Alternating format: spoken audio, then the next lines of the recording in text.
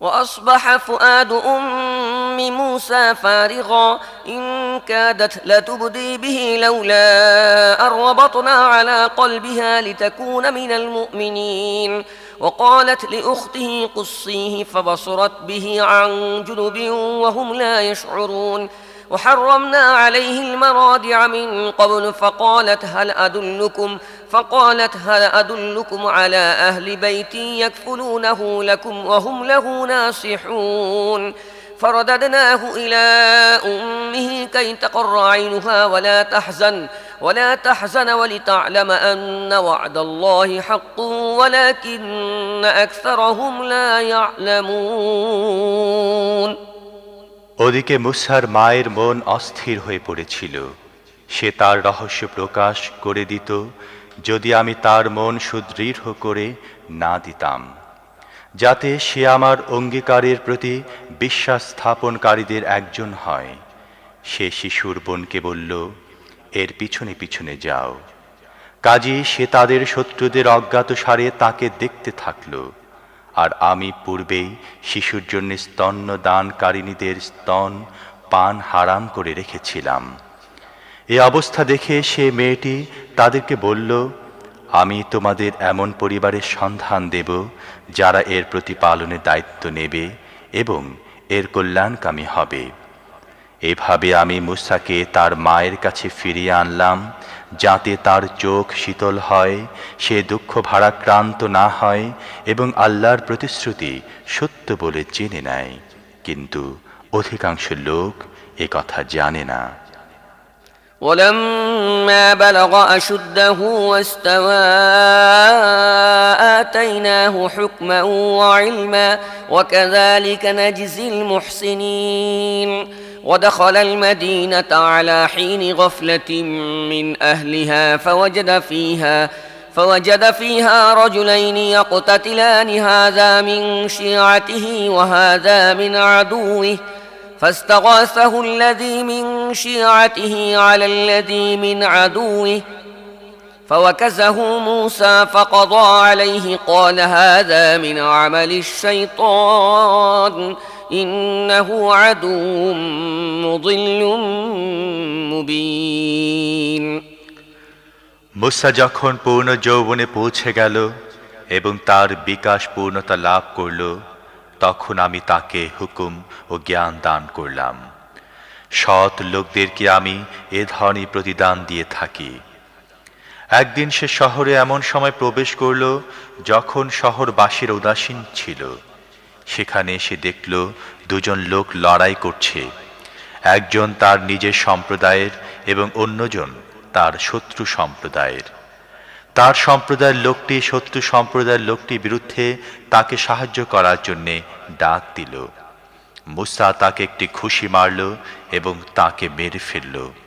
এ কাণ্ড ঘটে যেতেই মুসা বলল, এটা শয়তানের কাজ, সে ভয়ঙ্কর শত্রু এবং প্রকাশ্য পথ ভ্রষ্টকারী।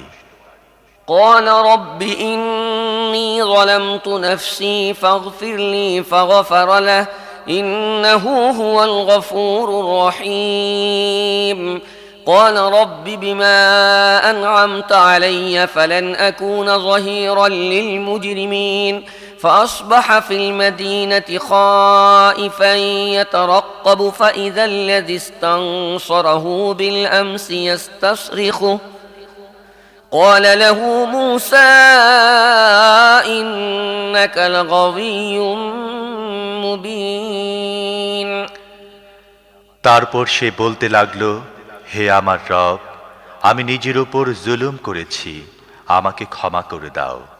তখন আল্লাহ তাকে ক্ষমা করে দিলেন, তিনি ক্ষমাশীল মেহেরবান।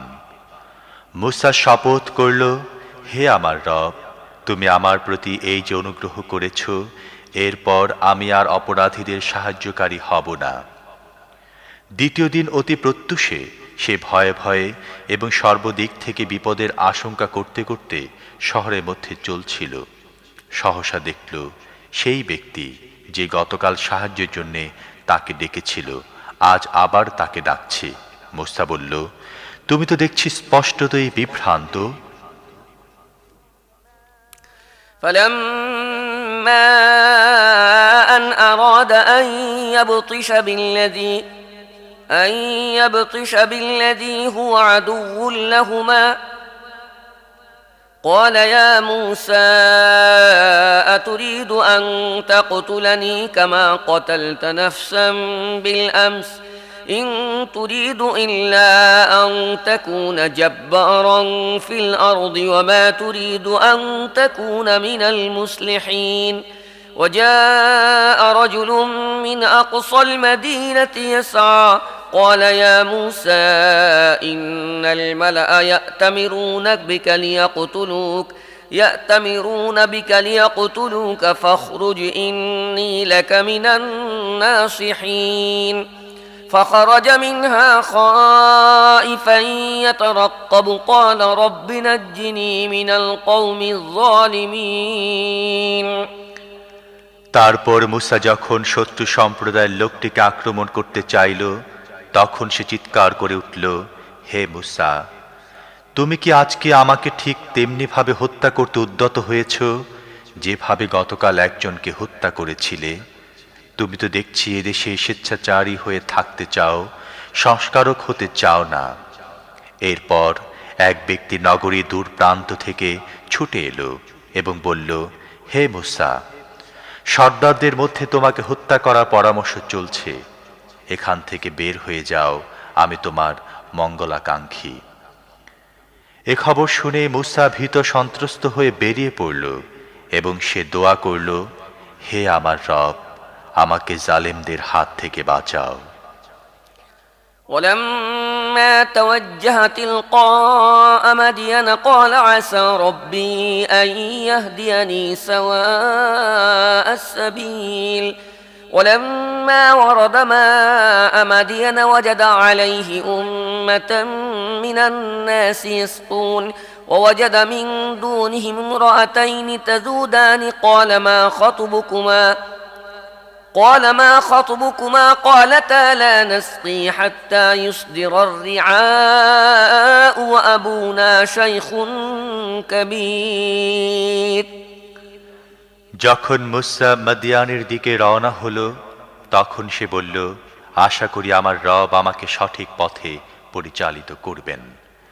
আর যখন সে মাদিয়ানের কুয়ার কাছে পৌঁছল সে দেখল অনেক লোক তাদের পশুদের পানি পান করাচ্ছে এবং তাদের থেকে আলাদা হয়ে একদিকে দুটি মেয়ে নিজেদের পশুগুলো আগলে রাখছে। মুসা মেয়ে দুটিকে জিজ্ঞেস করল, তোমাদের সমস্যা কি? তারা বলল, আমরা আমাদের জানোয়ারগুলোকে পানি পান করাতে পারি না যতক্ষণ না এ রাখালেরা তাদের জানোয়ারগুলো সরিয়ে নিয়ে যায়, আর আমাদের পিতা একজন অতি বৃদ্ধ ব্যক্তি। فسقى لهما ثم تولى إلى الظل فقال رب إني لما أنزلت إلي من خير فقير فجاءته إحداهما تمشي على استحياء قالت إن أبي يدعوك ليجزيك أجر ما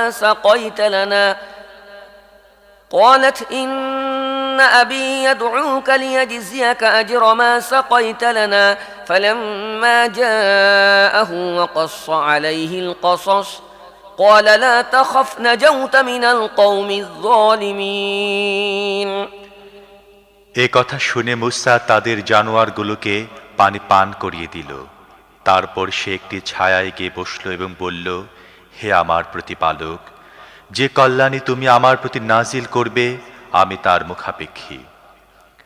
ওই দুটি মেয়ের মধ্য থেকে একজন লজ্জাজড়িত পদবিক্ষেপে তাঁর কাছে এলো এবং বলতে লাগলো, আমার পিতা আপনাকে ডাকছেন, আপনি আমাদের জানোয়ারগুলোকে যে পানি পান করিয়েছেন আপনাকে তার পারিশ্রমিক দেওয়ার জন্যে। মুসা যখন তার কাছে পৌঁছল এবং নিজের সমস্ত কাহিনী তাকে শোনালো তখন সে বলল, ভয় করো না, এখন তুমি জালেমদের হাত থেকে বেঁচে গেছো।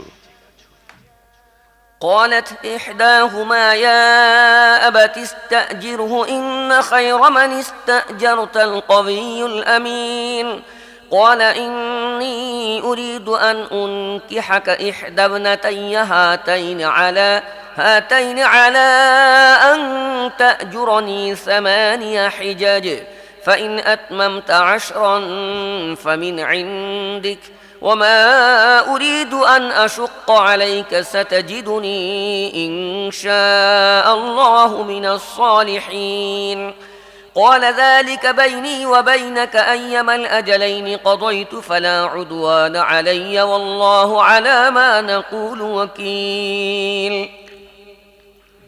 মেয়ে দুজনের একজন তার পিতাকে বলল, আব্বাজান, একে চাকরিতে নিয়োগ করো।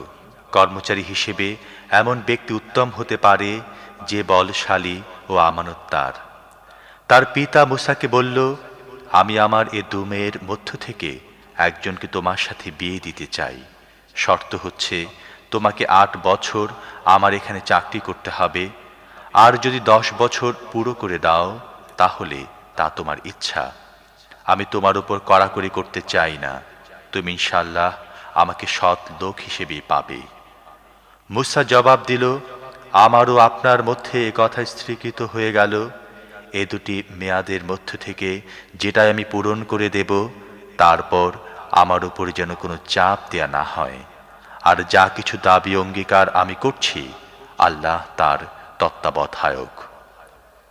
فلما قضى موسى الأجل وسار بأهله آنس من جانب الطور نارا قال لأهلهم كثوا إني آنست نارا لعلي آتيكم منها بخبر أو جذوة من النار لعلكم تصطلون فلما أتاها نودي من شاطئ الوادي الأيمن في البقعة المباركة من الشجرة أن يا موسى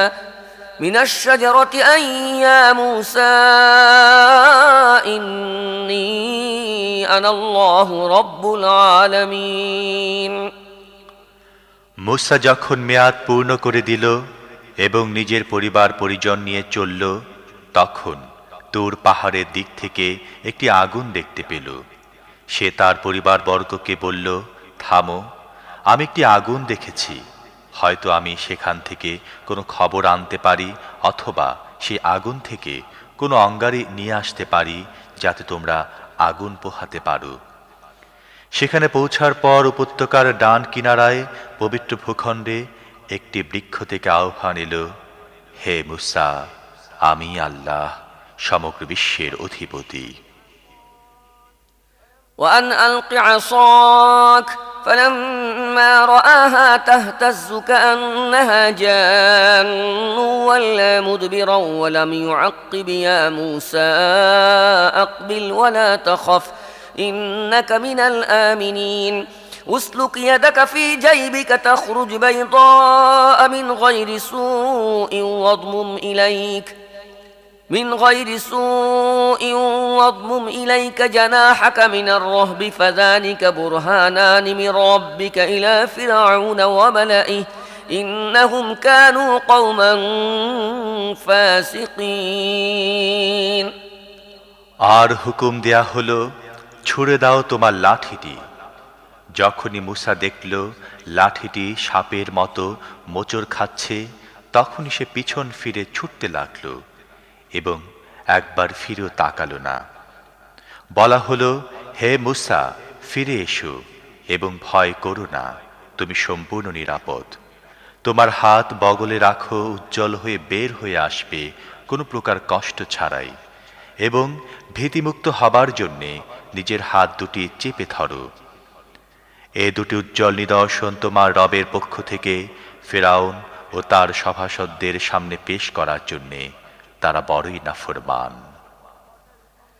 قال رب إني قتلت منهم نفسا فأخاف أن يقتلون وأخي هارون هو أفصح مني لسانا فأرسله معي يرد أن يصدقني إني أخاف أن يكذبون قال سنشد عضدك بأخيك ونجعل لكما سلطانا فلا يصلون إليكما بآياتنا أنتما ومن اتبعكما الغالبون মুসা নিবেদন করল, হে আমার প্রভু, আমি যে তাদের একজন লোককে হত্যা করে ফেলেছি, ভয় হচ্ছে তারা আমাকে মেরে ফেলবে। আর আমার ভাই হারুন আমার চেয়ে বেশি বাকপটু, তাকে সাহায্যকারী হিসেবে আমার সাথে পাঠাও, যাতে সে আমাকে সমর্থন দেয়। আমার ভয় হচ্ছে তারা আমার প্রতি মিথ্যা আরোপ করবে। বললেন, তোমার ভাইয়ের সাহায্যে আমি তোমার শক্তি বৃদ্ধি করব এবং তোমাদের দুজনকে এমনই প্রতিপত্তি দান করব যে তারা তোমাদের কোনো ক্ষতি করতে পারবে না। আমার নিদর্শনগুলোর জোরে তোমরা ও তোমাদের অনুসারীরাই বিজয় লাভ করবে। فلما جاءهم موسى بآياتنا بينات قالوا ما هذا إلا سحر مفترى وما سمعنا بهذا في آبائنا الأولين وقال موسى ربي أعلم بمن جاء بالهدى من عنده ومن تكون له عاقبة الدار إنه لا يفلح الظالمون। তারপর মুসা যখন তাদের কাছে আমার সুস্পষ্ট নিদর্শনগুলো নিয়ে পৌঁছল, তখন তারা বলল, এসব বানোয়ার জাদু ছাড়া আর কিছুই নয়। আর এসব কথা তো আমরা আমাদের বাপ দাদার কালে কখনো শুনিনি। মুসা জবাব দিল, আমার রব তার অবস্থা ভালো জানেন, যে তার পক্ষ থেকে পথ নির্দেশনা নিয়ে এসেছে, এবং কার শেষ পরিণতি ভালো হবে তাও তিনি ভালো জানেন। আসলে জালিম কখনো সফল কাম হয় না। وقال فرعون يا أيها الملأ ما علمت لكم من إله غيري فأوقد لي يا هامان على الطين فاجعل لي صرحا لعلي أطلع إلى إله موسى وإني لأظنه من الكاذبين। আর ফেরাউন বলল, হে সভাসদ বর্গ, আমি নিজেকে ছাড়া তোমাদের আর কোনো প্রভু আছে বলে জানি না।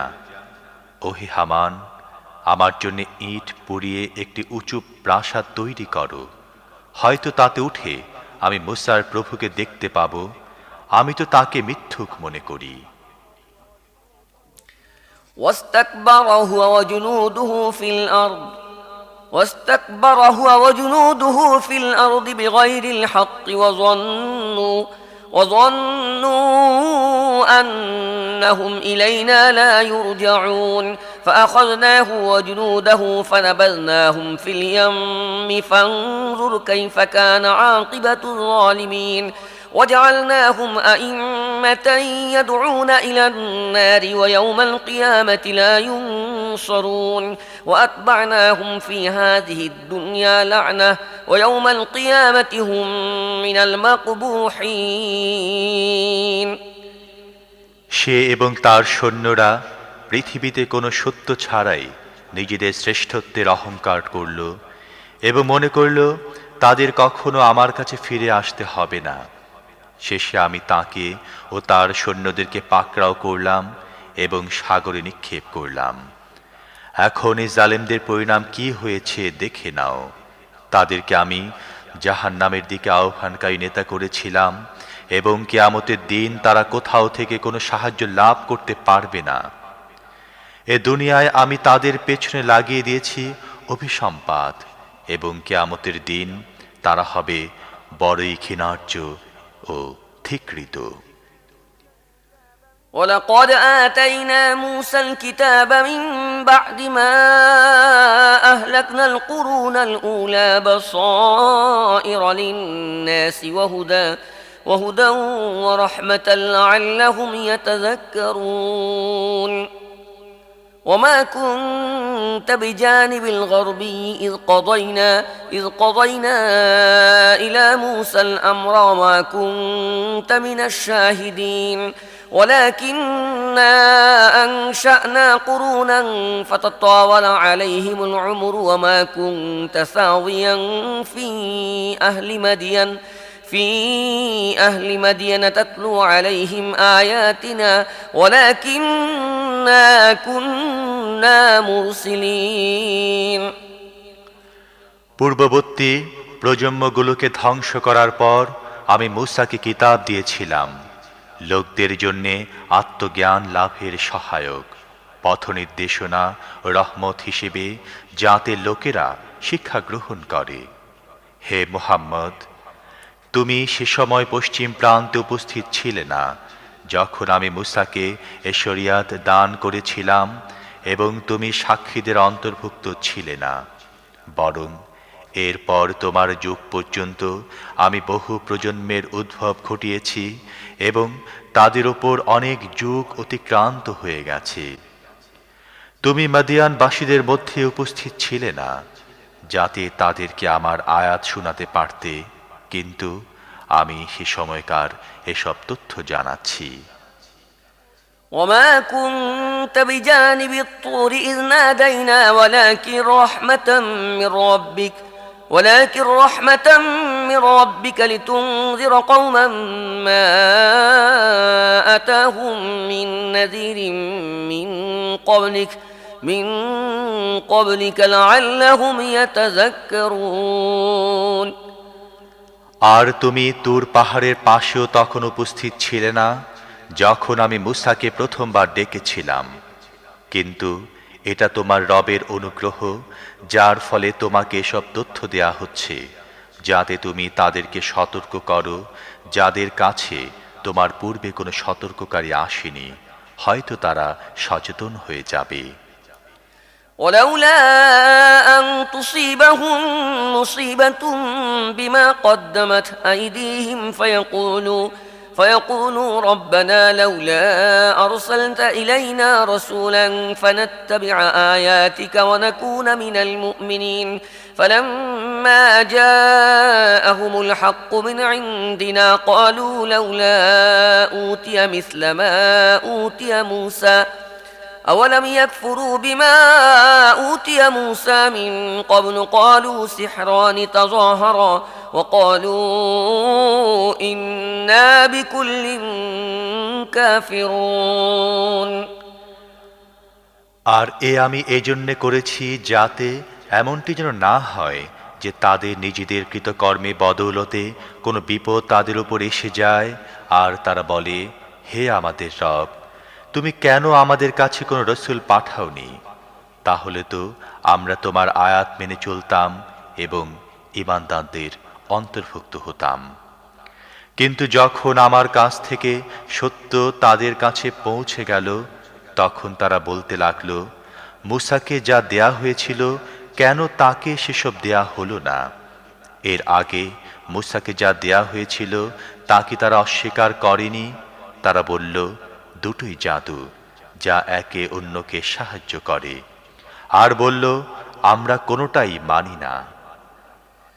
قل فأتوا بكتاب من عند الله هو أهدى منهما أتبعه إن كنتم صادقين فإن لم يستجيبوا لك فاعلم أنما يتبعون أهواءهم ومن أضل ممن اتبع هواه بغير هدى من الله إن الله لا يهدي القوم الظالمين। হে নবী, তাদেরকে বলো, বেশ, যদি তোমরা সত্যবাদী হও তাহলে আনো আল্লাহর পক্ষ থেকে কোনো কিতাব, যা এ দুটির চাইতে বেশি হিদায়াত দানকারী হবে, আমি তারই অনুসরণ করব।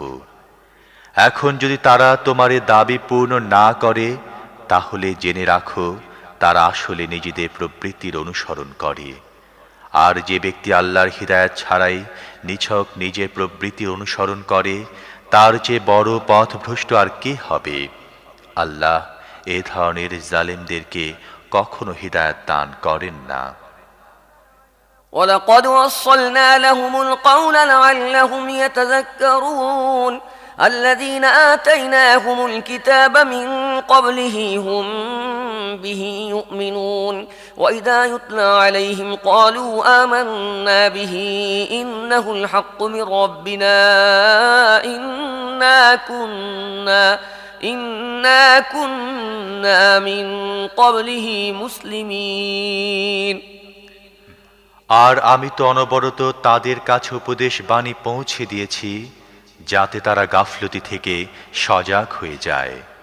যাদেরকে আমি এর আগে কিতাব দিয়েছিলাম তারা এর প্রতি ঈমান আনে, আর যখন তাদেরকে এটা শোনানো হয় তারা বলে, আমরা এর প্রতি ঈমান এনেছি, এটি যথার্থই সত্য আমাদের রবের পক্ষ থেকে, আমরা তো আগে থেকেই মুসলিম।